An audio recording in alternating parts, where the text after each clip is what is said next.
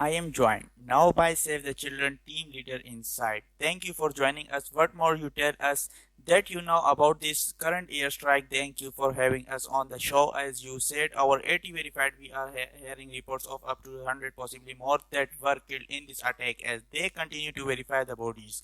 There are still bodies that have been dismembered that are under rubble that they attempting to pull out. We know that these attacks are continuing. This is the worst attack since October, but there were 17 attacks in July that were verified, and we cannot normalize this. Nearly half of the population in Gaza is children. There were children living in this shelter, and we must stop the attack against children. Israel says that this was a Hamas command center. What we know is that there were women and children living in this school as a shelter. We seen that we cannot verify Hamas activities. Yeah, and where are those injured who have survived? If there were many survivors being taken to, because of course the health system in Gaza has virtually collapsed. As you said, the health system here is collapsing. We are having a difficulty bringing in supplies through the borders. Those who have constantly been stopped at the borders, at the border, supplies are not allowed in. We are seeing our work to understand.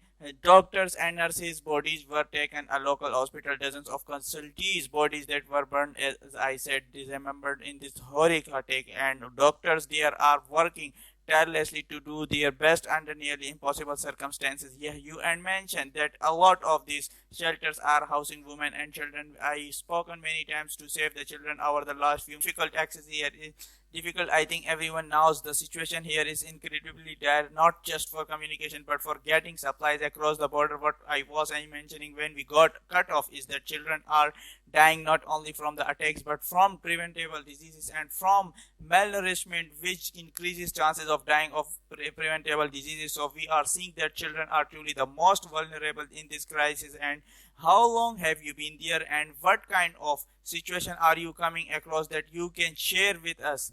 It's so rare we get to speak to people inside Gaza. I just arrived only 2 days, so I arrived just before this attack last night. In addition to the horrifying attack up north, we also had attack under 300 meters from our guest house. Targeted strike happened there. Are we are seeing this across Gaza. Truly now is here safe. I spoke to a family today that had been displaced several times, that they were displaced again last night due to the attacks that were here close in this vicinity. The father in that family told me that he has a 6-month-old baby that was born under bombardment in Rafah, and that his two older children both have jaundice, and that's just one family. That's just one tiny example of the huge crisis that we are facing here. And of course, it is, or it was, one of the most densely populated areas on earth. Now those people confined to even smaller spaces, so concerned not just for being killed or injured in this conflict. We know how many children have lost limbs in this conflict, but also for disease and other health